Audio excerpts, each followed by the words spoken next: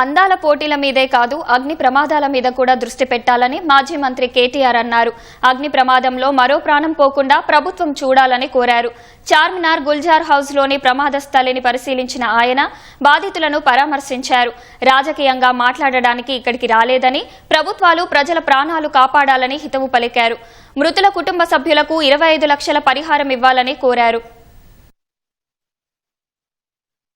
120 సంవత్సరాల పైచిలుకు టైం నుంచి ఇక్కడ ఉన్నారు. అగర్వాల్ గారి కుటుంబం మొత్తం ఇక్కడ ఉంటా ఉంది.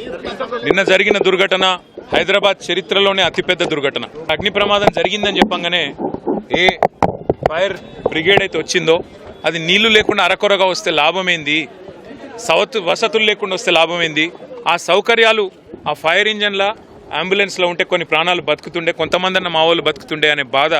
ఇలా రాజకీయం లేదు, ఎవరిని తిట్టేది లేదు.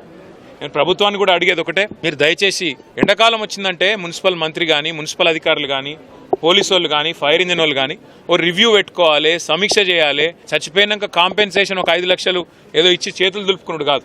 భవిష్యత్తులో ఇంకెవరు చావకుండా చూడండి.